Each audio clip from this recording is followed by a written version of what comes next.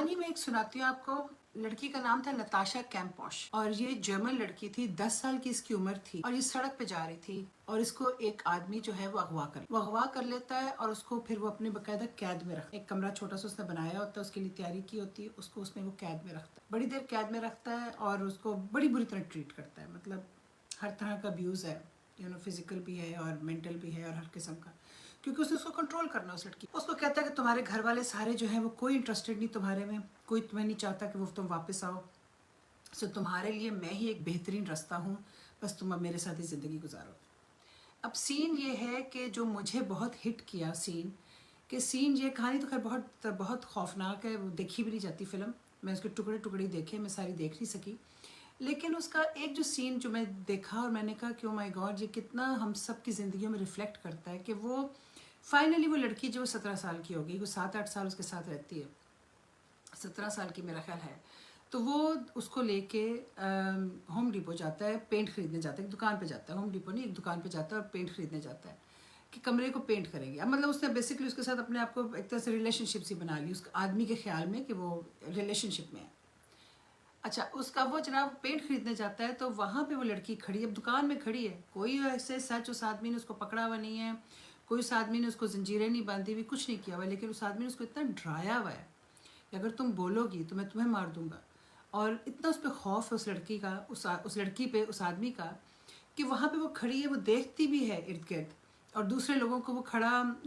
जो नो दुकानदारों को देखती भी है, लोगों को भी फिरता देखती है, मगर वो आवाज़ नहीं निकालती और वो चुप करके उसके साथ पेंट खरीद के वापस आ जाती है। और जब वापस उसको अलमारी में, उसके अलमारी सी होती है एक छोटी सी जिसमें उसे बंद करता है, उसमें जब उसको बंद करता है तो वो लड़की बैठ के सोचती है कि मैं उसको क्यों ना बोली, क्यों नहीं, और अपने आप को फिर वो मार रही होती है और गुस्सा खा रही होती है अपने ऊपर कि मैं क्यों नहीं बोली और मैंने क्यों नहीं किसी को आवाज़ दी। अब मुझे ये सीन देख के आया कि ये तो खैर बहुत एक्सट्रीम की कहानी है ना, ये तो obviously it's a true story, या अगर आप कोई देखना चाहे तो 3096 डेज, इतने साल ये उसके साथ उसके उस आदमी ने इसको इतने साल अपनी कैद में रखा था, फाइनली भाग गई थी, फाइनली इसमें हिम्मत आई उसके बाद और ये एक दिन भाग के आज़ाद हो गई। पुलिस आ गई और उन्होंने उस आदमी को पकड़ लिया।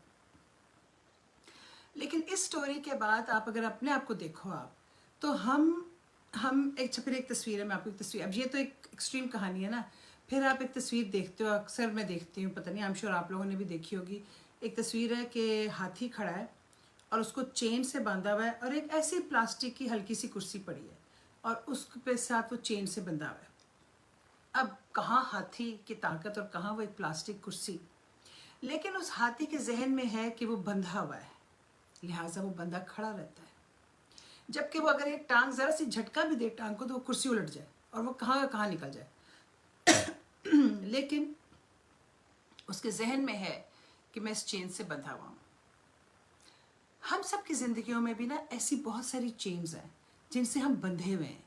लेकिन हम सोचते भी नहीं हैं कि हम इन चेन से बंधे हुए हैं और हम उसको एड्रेस भी नहीं करते। ये हमारे खौफ हैं जिनसे हम बंधे होते हैं, हमारे चाइल्डहुड एक्सपीरियंसेस हो सकते हैं, हमारे इर्द गिर्द के लोग हो सकते हैं जो हमें डराते रहते हैं, जो हम